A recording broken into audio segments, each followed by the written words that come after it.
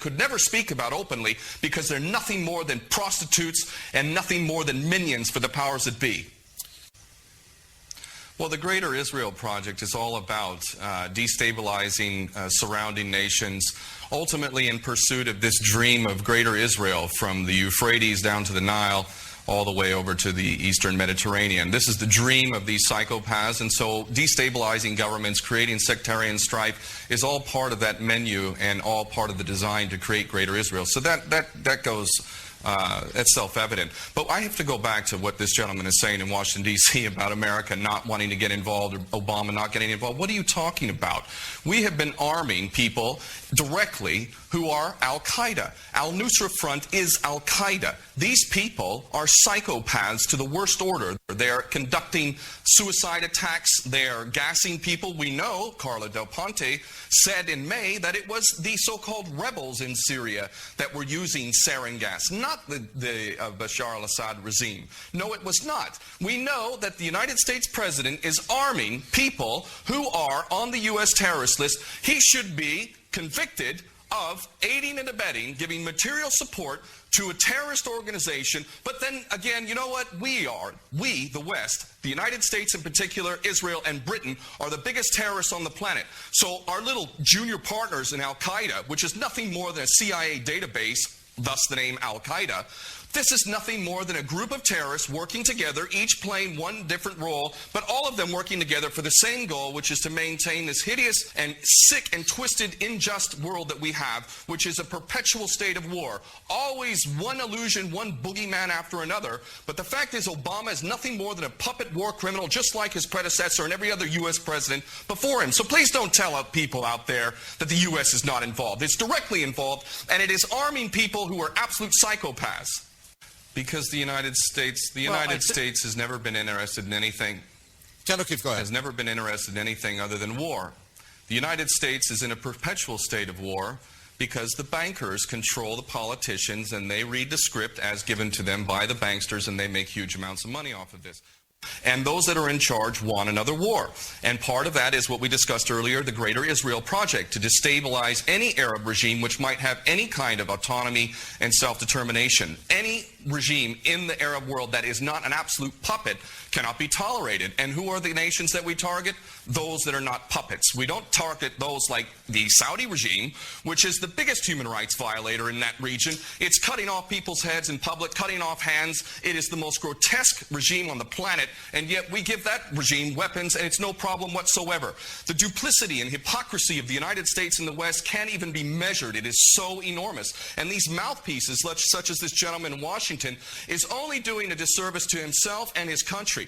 And the fact is that American sons and daughters will get involved in this yet again, and these chicken hawks who are pretending to care about the Syrian people are going to be sacrificing not their own sons and daughters. I would like this man to send his sons and daughters and his grandchildren off to Syria when this turns into a greater conflict, because this is what we're flirting with, is a world war, a third world war. This is not a joke. We are flirting with a third world war on the basis that apparently we care so much about the Syrian people, just like we care so much about the Iraqi people and the Afghani people. And those Americans who are waking up to this, I hope to God, in the military in particular, that you refuse your orders. And this is why the people of America who are refusing to buy this nonsense, the overwhelming majority do not support any kind of attack on Syria. And in those in the military, I know that the powers that be are very, very frightened that high-ups within the military will refuse the orders. And I hope this is exactly what happens if an attack on Syria occurs. Very well. We're going to leave it there. Thank you very much, former U.S.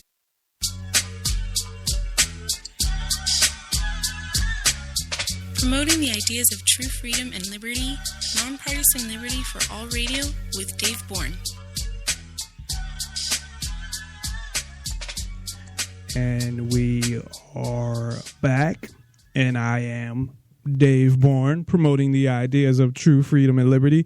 I just wanted to say one thing about that clip regarding this plan that he was talking about Israel destabilizing everything, and I don't agree with that, and I don't know what the fuck he's talking about.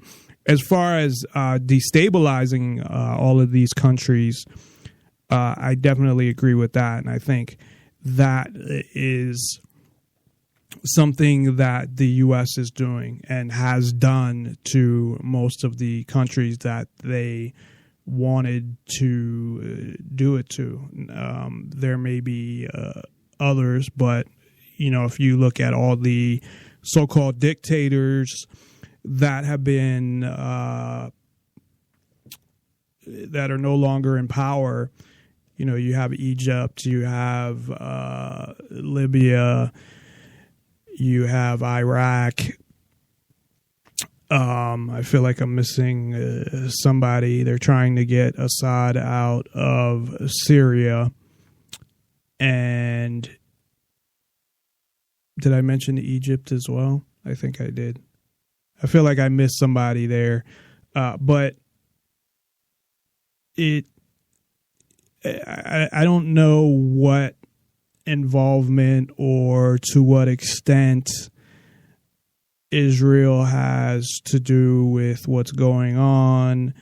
I know they're in that region, obviously, but as far as, what he was saying, that they want to destabilize it for it sounded like some takeover of all the land or something like that. I don't know. I don't know what the fuck he's talking about. So at least from that, that was mentioned. But everything else, I do think that we're possibly looking at the start of World War III, or that we are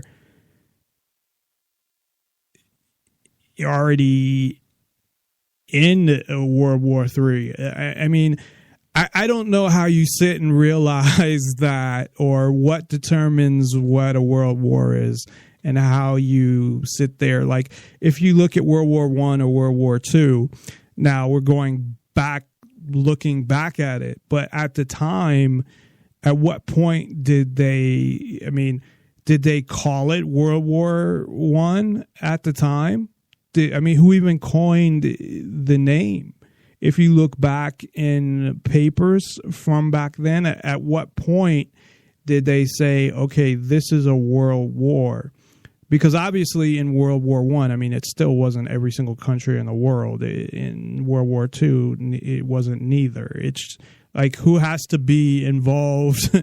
I guess it's just certain countries that are considered superpowers have to be involved, and then it's a world war, even if it's like 7 countries.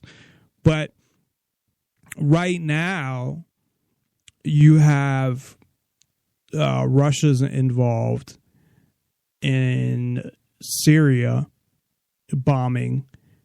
The U.S., I don't know what the fuck they're doing regarding ISIS. It doesn't seem like they're doing anything. Supposedly they were bombing, but I'm unaware of what the fucking U.S. is doing except for running ISIS and giving them weapons and shit like that. That's the only thing. And as I've talked about before, I believe that the CIA is running ISIS and has created ISIS in the first place, or whatever you want to fucking call it, ISIL or whatever. So it would make sense that they're not really doing much to go after them, although I don't think they should be fucking doing anything. I've talked about this a little before with Syria, and Syria's been in a civil war, I think, for a few years now. But what business is that of the United States? Look how far. It's not like it's Mexico or Canada. That I can maybe understand, because you're talking about countries where it could spill over. They're on your border, so it could possibly spill over into your country, and it's a potential threat there, a real one. So I could see maybe getting involved in something like that, although I don't think the U.S. should be involved in any war or have a standing army or have a government neither. But even if they did have a government, even if I did believe that they should have a government, I don't believe in a standing army, because look what happens when you have one, And you, in my opinion, you don't need one, because you can have a militia like they did, years ago, where you have enough Americans that are armed, that are ready to fight. And I would be ready to fight if somebody invaded the U.S. What having a standing army does is essentially what it is an army for the politicians, mercenaries for the politicians to go out and do their bidding and go out and make sure or try to protect the reserve currency and the oil for OPEC and things like that. So that's really what the army, the military has been, I think, since it was created. And I don't know when they officially had a standing army, like what war, or was it after a war they actually created a standing army. I don't know. I have no idea, to be honest. That's something I probably should know, but I know as far as I know, during the War of 1812, they didn't have a standing army. They had a militia. In the Revolutionary War, they had a militia. And I mean, all the conflicts were at least within the U.S. soil for the most part, or bordered it, like with Mexico, the Mexican-American War in 98 or around there, that they had taken land from Mexico, but they were fighting, kind of within, from what I understand, the United States and Mexico. So World War I would really be the first war that we're aware of, because back then, based on the technology, I don't think they were doing any covert operations. I don't know what they would do them with, unless they, I guess, boats. Well, they wouldn't call them boats, but I'm like boats, like the little things with the paddles. But they didn't have planes and helicopters yet in the late 1890s. So as far as I know, they weren't doing any of that. They probably had spies in other countries and things, but I don't think they were, at least the American government, were involved in the type of stuff the CIA was. But you did have these billionaires like the Rothschilds, where they were giving money to both sides of a conflict and involved in stuff like that. So you had that going on. That wouldn't be an actual country, but I know with that they were giving money to Napoleon and the rest of Europe as well, and it got involved in, I remember reading about that, one of the, I think, first conflicts that they were involved in, or maybe even before that, but they played both sides and it gave money to both. It's kind of like what you see corporations do now, where they give money to both Republicans and Democrats to kind of cover themselves and cover both sides. So,